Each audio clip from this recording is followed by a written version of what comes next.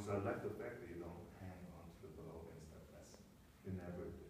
So you have a very nice general fundamental sound to it. Yeah. Left hand, I think I think you have a good ear, pitch-wise. I think of course we can always be more in tune and always develop more that way. But generally have quite good ears. What can make you better is that if you learn really how to mechanically use your fingers better, which means they're really what kind of movements do you do with left hand? Anybody?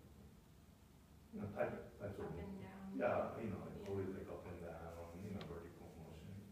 What else do you do? You mean vibrato? Yeah, if you vibrate with left hand. What else? Shifting, the body shift, horizontal move. That's about it, really. I mean, left hand, you somehow have to learn how to articulate and how to drop your fingers, how to take the fingers off, and of course, there's not one way to do it, but in this case that you don't need so much of a clear articulation, but really how to connect, not to know in the second movement. It's all very, very different, if you think artistically, but mechanically there are certain kind of things that you really need to learn, and you learn how to shift.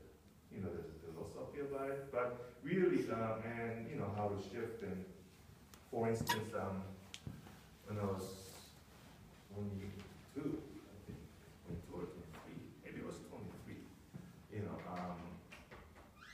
I was at Curtis, and school told me that I played this concert with very famous people.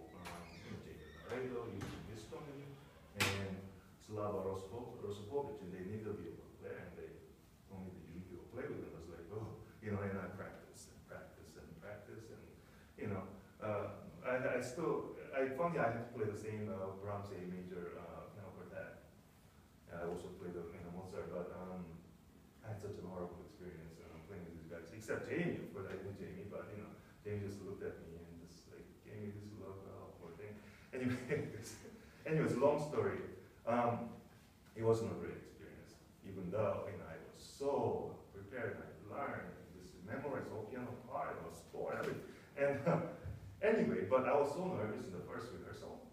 I missed the shift, and Slava stops. And this is exactly what he said. He said, "Friend, you should never miss a shift." I was like, I know, I'll practice, don't worry about it. And he said, no. You should never miss a shift without practicing. So I'm like, oh, what is he doing to me? So I said, well, the truth was that he really wasn't prepared to play the drums. He said he never played it before. He didn't want to count. So he told me that there's, that if you know that piece is, a lot of times viola and cello, and violin, but a lot of times viola and cello comes in together and play the same kind of stuff in harmonizing fashion, So he told me, you need to cue me so I can come in. So, so anyway, I was just kind of took a little jab at him, saying that since you don't miss anything, maybe you can teach me. All right, and so, and then he was all happy and sit down. This is exactly what he said. He said, you should put your finger like this, like you put the finger very flat. And then he started moving the bow, and he said, and you listen to every note in between. When you find the note that you're looking for, stop and vibrate. So I was, oh really? I was like, great.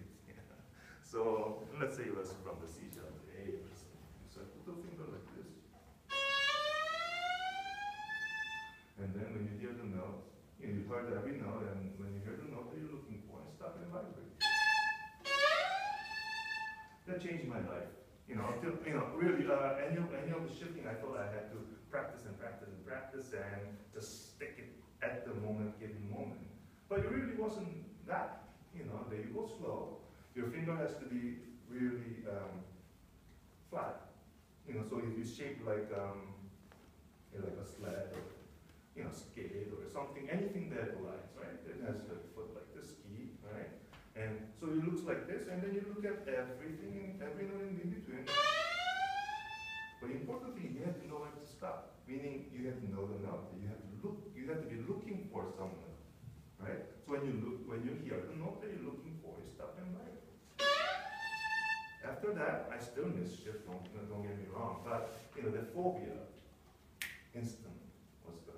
So what I'm saying is there's shifting. There's a certain way that you need to think of the shifting, and also as you say, you vibrate. You have to be able to vibrate fast.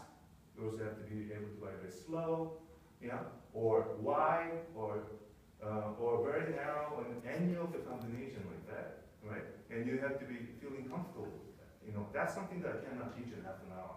But I'm just giving you the idea. If you're interested, you can probably learn that, right? So those kind of things, you can work more individually when you go home, or tomorrow, and find sources that you can really improve your basic technique on those three things.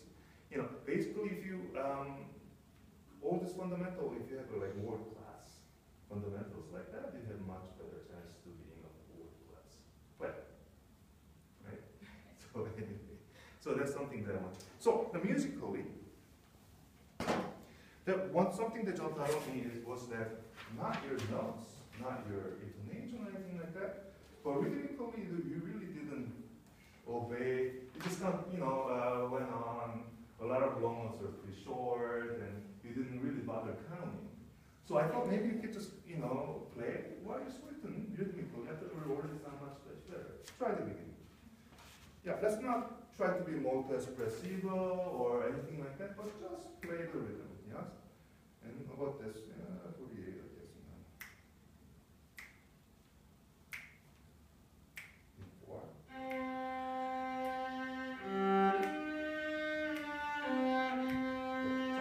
Even though you tend to just